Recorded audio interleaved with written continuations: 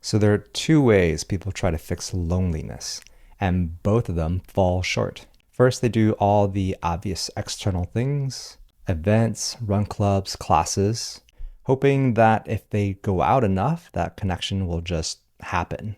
But the conversations feel surface level, and the interactions don't really stick. And the moment they're alone again, the emptiness returns. And eventually they burn out. Nights and weekends spent putting themselves out there, there's nothing to show for it. So they assume the problem must be internal. And then comes a swing in the opposite direction. They dive deep into psychology, philosophy, meditation, and they become more self-aware, more educated. However, the isolation and overthinking only makes them even more lonely than before. And that's when the shame creeps in. I should have figured this out by now. What's wrong with me? And if it's not shame, it's anger, blaming other people, blaming the culture, the system, social media. And sure, all of that absolutely affects us. But if we stay in blame, whether it's outward or inward, we give up our ability to actually change and we stay stuck. I know because I've lived these cycles. I'm Shu, and for the past 15 years, I've been studying relationship skills, communication, emotional intelligence, and what it actually takes to build meaningful connection. And this is what I wish someone taught me earlier in life. I'm sharing it here so you don't spend years wandering through the same confusion I did. After years of doing the work, I eventually discovered what was missing: relational training. See, building meaningful relationships isn't about luck. It's not about your personality, it's something you're born with. It's a set of skills. Skills like listening, empathizing, expressing yourself clearly, staying grounded when things feel uncomfortable, letting people in, displaying vulnerability, building trust, and paying attention to what's happening between you and the other person in real time. Without these skills, you can change your environment all you want, but the connections you build will always feel shallow.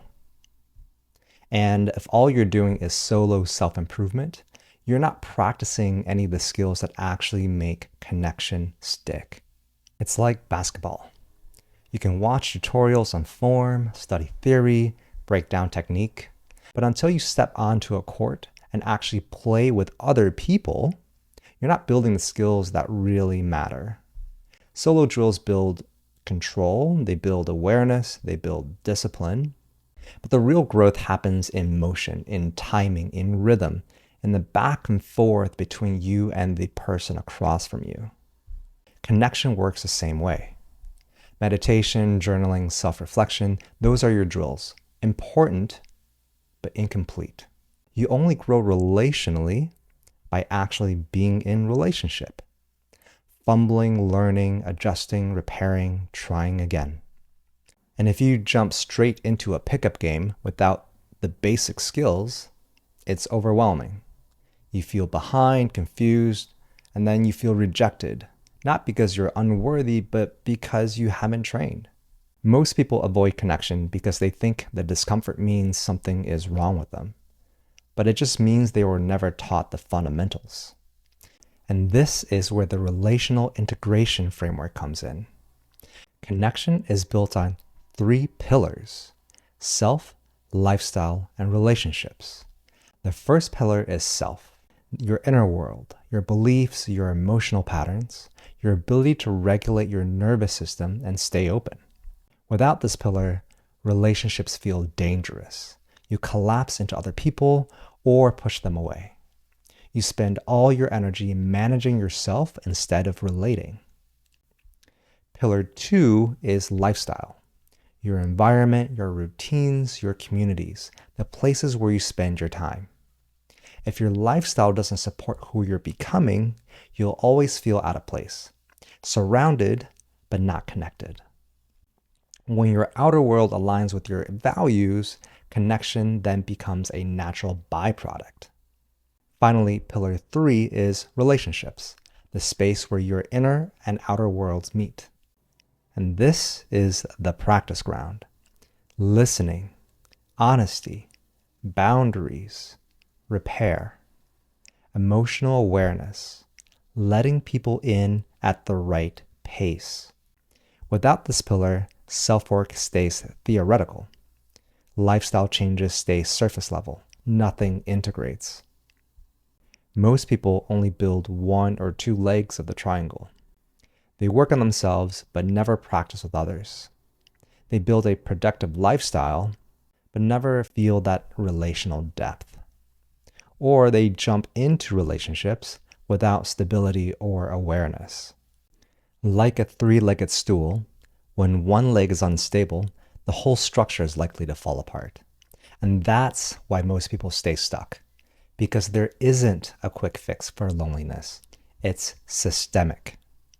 But when your self, lifestyle, and relational skills line up, connection becomes something you can create consistently, intentionally, anywhere you go. And that's what's changed everything for me. I stopped forcing connection. I stopped blaming myself. I stopped blaming the world. I learned the skills, aligned my lifestyle, and practiced with real people again and again. And today, my life is full of depth, friendship, community, belonging. And if I move to a new city tomorrow, I know I could rebuild all of it.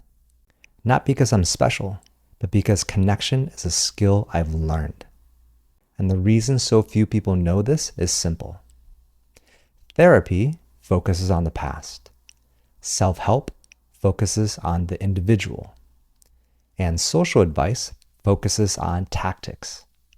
But relational skill, the thing we actually need, almost never gets taught. Most of us weren't raised with these skills. Schools don't teach them. Our culture idolizes independence. And most relational training spaces weren't designed for men. So people keep trying to fix loneliness with the same two strategies. Fix the outside or fix the inside. But the real solution lives between people. So if you don't want more theory, more books, or more piecemeal advice, if you want to actually practice these skills with real guidance and feedback, this is the work that I do. I run a relational training program where we develop these capacities together. It's structured, grounded, and designed for people who want to actually make lasting change. If that feels aligned, there's a link below to book a call. No pressure, just a conversation to see if there's a fit. If there's one thing I want you to take away from this video, it's that loneliness isn't a flaw. It's nature's feedback that something is out of place, something is misaligned. But you can take action. And once you align yourself, your lifestyle, and your relational skills, connection stops being guesswork. It becomes something you know how to build in any city, at any age, at any stage of life.